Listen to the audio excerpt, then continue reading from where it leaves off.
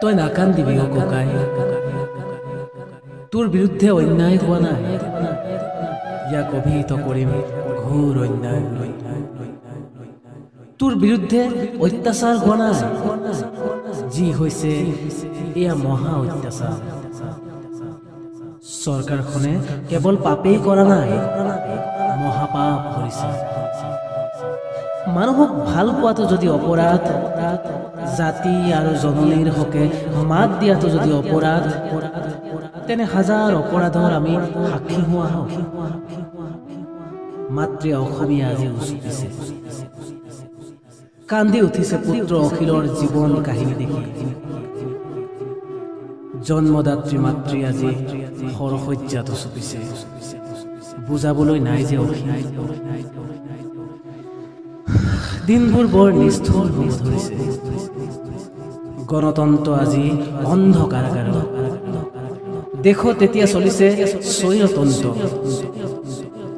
জয় আই অসম ধ্বনি দিয়া একাংশ ভণ্ড জাতিপ্ৰেমী এতিয়া ৰজাঘৰৰ লিগিৰি প্ৰহৰী।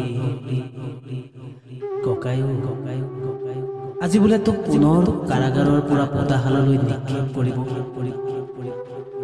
তই দুখ নকৰিবি, শীঘ্ৰেই মুকলি কৰি আনিম তোক, নহলে ময়ো জীৱনৰ মায়ামোহী এৰিম।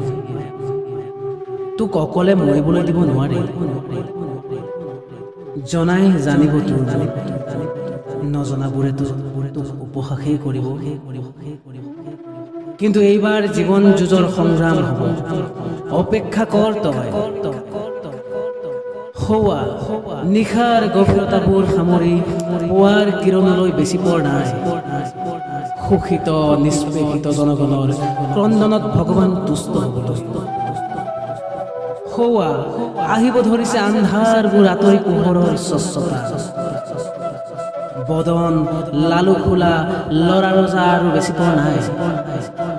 যিমানেই নিজৰ সক্ৰিয়তা নেদেখুৱাওক, ৰাইজে বুজি উঠিছে সিহঁতৰ ভণ্ড শাসন। জয় আমাৰেই হ'ব, অসমীৰ আকাশত এদিন সত্যৰ উদয় হ'ব। জয় আই অসম।